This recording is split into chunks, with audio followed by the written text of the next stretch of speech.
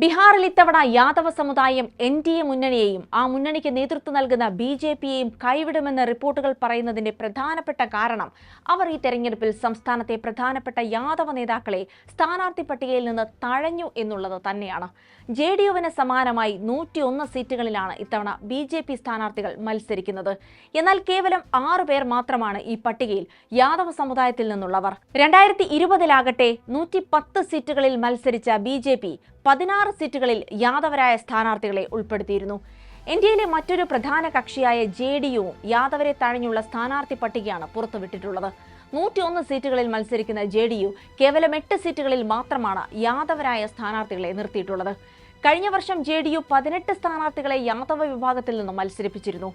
എൻഡിഎയുടെ ഭാഗമായ രാംവിലാസ് പാസ്വാന്റെ ലോക് ജനശക്തി പാർട്ടിയാകട്ടെ ആകെ മത്സരിക്കുന്ന 29 സീറ്റുകളിൽ 5 സീറ്റുകളിലാണ് യാദവരായ സ്ഥാനാർത്ഥികളെ മത്സരിപ്പിക്കുന്നത്.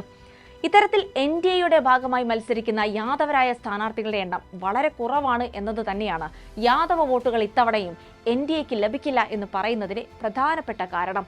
യാദവ സമുദായത്തിൽ നിന്നുള്ള നേതാക്കൾ ഇക്കാര്യം വ്യക്തമാക്കിയിട്ടുമുണ്ട്. എൻഡിഎയുടെ സ്ഥാനാർത്ഥി പട്ടികയിൽ യാദവ വിഭാഗത്തിൽ നിന്നുള്ള സ്ഥാനാർത്ഥികൾ വളരെ കുറഞ്ഞത് യാദൃശ്ചികമല്ല എന്നാണ് റിപ്പോർട്ടുകൾ പരിശോധിക്കുമ്പോൾ മനസ്സിലാകുന്നത്. സ്ഥാനാർത്ഥി പട്ടികയിലേക്ക് ആദ്യഘട്ടത്തിൽ പരിഗണിക്കപ്പെട്ടിരുന്ന 1/2 ഡസനോളം പേരെ ബിജെപി മാത്രം വെട്ടിമാറ്റിയിട്ടുണ്ടെന്നാണ് റിപ്പോർട്ടുകൾ വ്യക്തമാക്കുന്നത്.